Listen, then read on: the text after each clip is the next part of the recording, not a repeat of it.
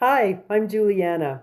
You ever wish your homemade pizza had a light, airy crust that stayed crispy on the outside but was still soft and fluffy on the inside?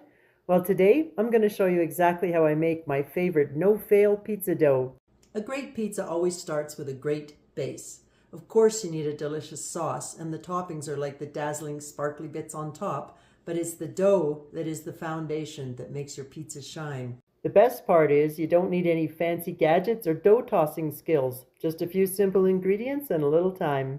So if you'd like to make some homemade pizza dough that's easy and delicious, let's get started. First thing you want to do is make sure you have a warm bowl. So if you're using a glass or stainless steel bowl, maybe rinse it in hot water just so that you know it's warm.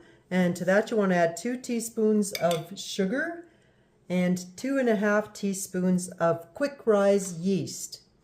And then you want to add 1 cup of warm water.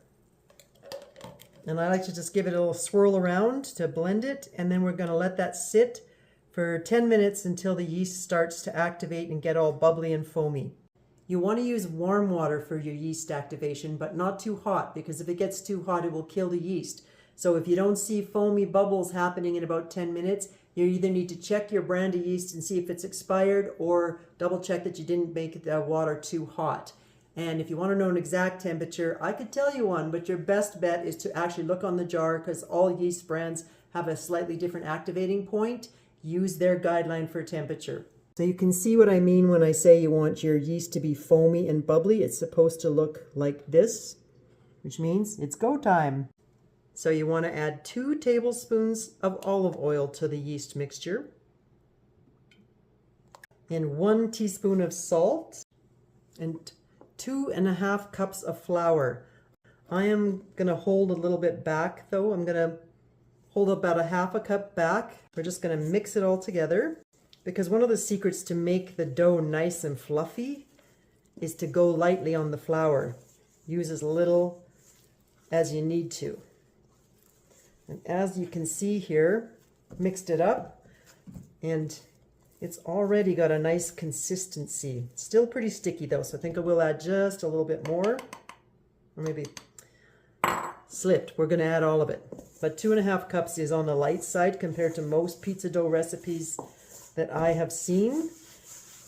And this is enough dough for 2 pizzas. You can have this recipe for a single pizza, but there are some dessert pizza recipes coming soon too.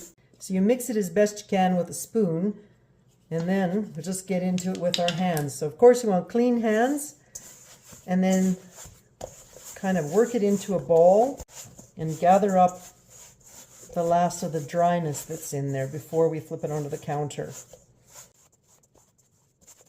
Okay, that's got most of it. I'm just going to put it on the counter because we want to knead it here. So I just dumped even the little bits of dryness out, because as we knead it, they will all get absorbed into the ball. You want to knead your dough for about 5 to 10 minutes. This helps the gluten develop, which makes that elasticy network, which helps trap all the air bubbles and make your crust nice and fluffy. And if you've never kneaded dough before, here's what you do. You get it in a ball, use the heels of your hand, and you push forward, and then it just kind of makes like a football. Turn it on its side, and do it again.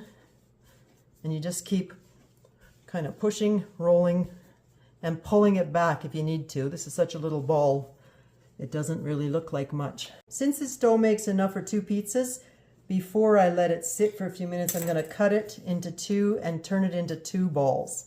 And then with each of those balls, I like to have a little bit of olive oil in my hand and coat the whole ball in olive oil.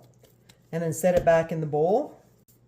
This gives each of the balls a nice smooth surface for your pizza. That's all there is to it. Simple, easy, reliable pizza dough. So you want to just cover it and let it rest for 10 minutes, and then you're set to make some amazing homemade awesome pizzas. And if you happen to need a quick and flavorful homemade pizza sauce recipe, I'll put a link in the description to my recipe for you. And if you'd like some fun ideas on how to turn pizza night into something a little gourmet, I've got a video coming soon with a couple of my favorite gourmet combinations. So come back and visit me, subscribe, and I'll see you on the next one. Thanks for stopping at the kitchen. Have an awesome day.